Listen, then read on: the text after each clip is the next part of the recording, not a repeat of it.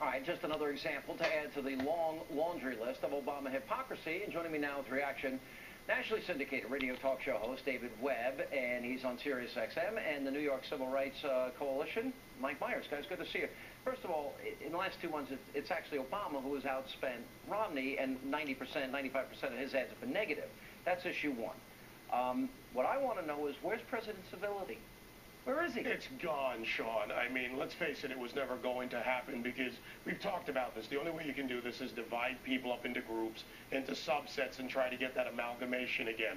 But this goes beyond that because this is horrific what she said. But you know what's even more horrific to me? That she says, I absolutely believe it's all about race, and for the first time in my life, I've been able to convince my children finally that racism is alive and well. Racism is taught. That's why it can be unlearned. That's why people can have their epiphanies. This woman is actually practicing racism, and this campaign, this president, and she asked for a national conversation on race. But she's a surrogate. But Mike, she's a surrogate. She's with the, quote, Virginia Truth Team. She's speaking on behalf of the campaign. And once again, the president is silent. And he lectures the country regularly on tone and civility. I must say that when I heard her comments, I shook, because they were not only divisive, they were ignorant, they were abhorrent, they were racist, they were venomous, poisonous racial rhetoric. And it needs refutation. It needs to be answered. And the answer to your question is, where is Barack Obama's voice?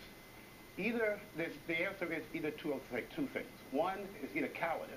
He just doesn't have the courage to speak up against racial bigotry of this kind, this racial rhetoric, this venom, or else there's agreement. He must agree, because this guy is supposed to be one of the most articulate people in the world, and he has not addressed the issue. And I think he identifies with racial rhetoric. I think he identifies with Jeremiah Wright. I think he identifies with Derek Bell. He identifies with Al Sharpton. He identifies with the new Black Panther Party. He and Eric Holder, who called this nation a nation of cowards. Here's what I don't understand. They are the cowards. They're not speaking truth. And she's a member of the Truth panel team, and she cannot speak the truth. All right, but here's what I want to know. Because it seems, maybe this is one very big distinction between Bill Clinton and Barack Obama. The end of welfare as we know it, the era of big government is over, and a sister soldier moment.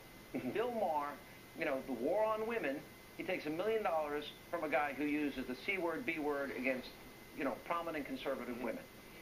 This case, racial rhetoric used by somebody that's a surrogate spokesperson, part of their truth squad, silence.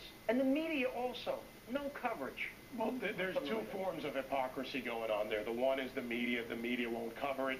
Two, the Obama campaign comes out and they take every effort when a surrogate from Mitt Romney speaks to parse it, to attack it. But when theirs do something even worse, think about it. This woman represents Virginia's 18th district. Do they represent you? That's the question for America tonight. Do these people represent you and your values? Last word, Mike. Well, my last word is that I have to say that this is such a racist statement. Anytime you evaluate a person simply because he's black, it's racist if you oppose his record, that you criticize his performance in office. Romney's a felon.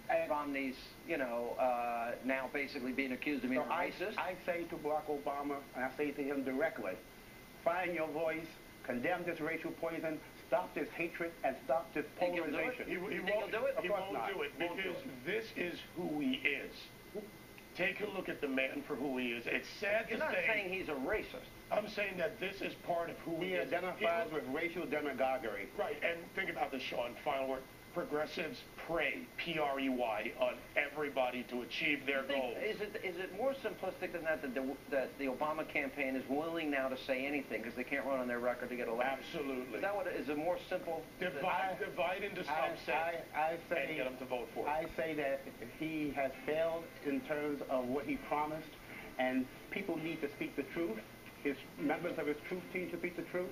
And they never do. All they engage is racial rhetoric and falsehood. Where's President Civility?